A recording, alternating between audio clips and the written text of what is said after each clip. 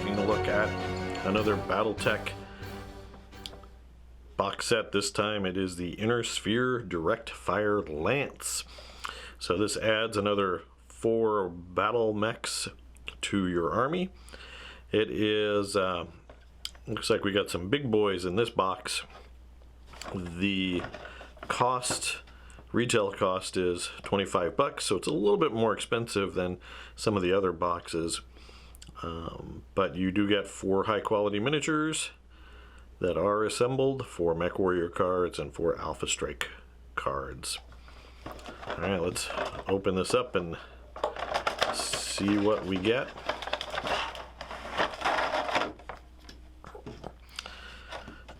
We'll take a closer look at the miniatures in just a second. Let's go ahead and open up the card pack. Alright, we've got the 4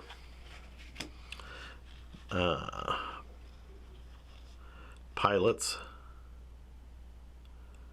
Heidi Maru and Charlotte,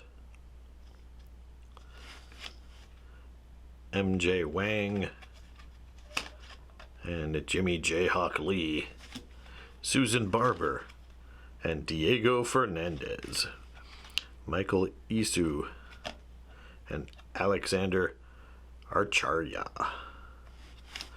Okay.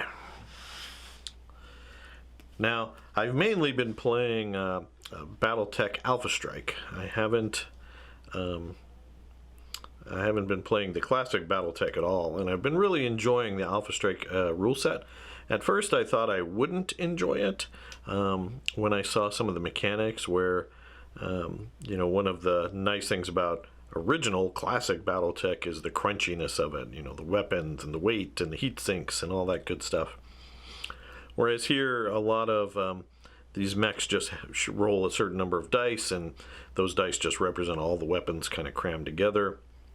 But there are special rules, there are heat involved that can give units flavor. So like a missile boat feels different from something that is meant for, you know, sniping or short-range combat, stuff like that.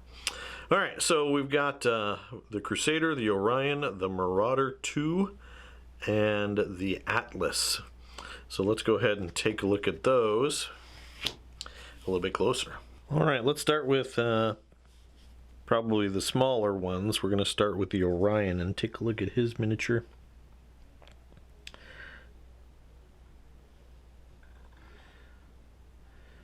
Overall, I love the detail on these. I think they struck a perfect balance on like the panel lines.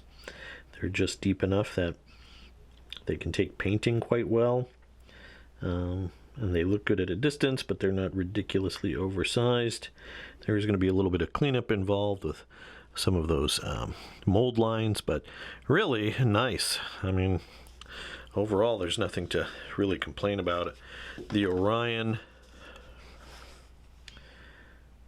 as we can see here, a size class 3 brawler. He's got tons of armor and structure like a lot of the Inner Sphere stuff. Very cool. And like I mentioned in my other unboxings, if you haven't checked out the online Force Builder, they have all the cards there. And actually, as of when I'm filming this, doesn't cost anything to use it. So a mech like this might have, you know, many different variations with different weapon loadouts in different time periods of the game's narrative, and it's really quite expansive. So you're not just limited to the 2 sides of this card as far as the options for your mechs. Okay, so there you go. That is the Orion. Next up, we have the Crusader. Now, I believe this is based on, and you can kind of see one of the old Macross models. This is the armored Veritech, or Valkyrie, as I prefer to call them. Obviously, it's been changed and modified a little bit, but you can definitely see the lineage. You know, the head with a laser on it, although that might just be a communication antenna on this guy. The oversized armor, but it's pretty cool. I love the Macross Robotech mecha designs. They are some of my favorite, and this guy obviously has that lineage in him. Alright, next up is the Marauder 2. The Marauder 2. So, I don't know. I'll let you Battletech experts sound off in the comments below with the backstory of this guy. Obviously, the Marauder, maybe not obviously, was based on the Zentradi Officer's Pod. And it looked very much like Zentradi Officer's Pod in the original releases of the game. And in some ways, that it didn't stylistically match a lot of the other mechs. It looked alien, which is what it was in Macross and Robotech. So I think Marauder 2 was maybe designed after that, when they needed to make their kind of own design, make it their own. Again, I don't know the history. I'm just guessing, but pretty cool. It's got all of the features that you're used to seeing on the Zentradi Officer's Pod, but kind of over armored and given more of that Battletech aesthetic, which is pretty cool. I like these little wings on the back here, and that's good because the Marauder 2 does have jump jets. But very cool model. I mean, I think I prefer the original better, but I'm just a fan of the anime. But he looks really cool, so I look forward to having them both on the battlefield. Alright, and then last but not least, we have the Mighty Atlas.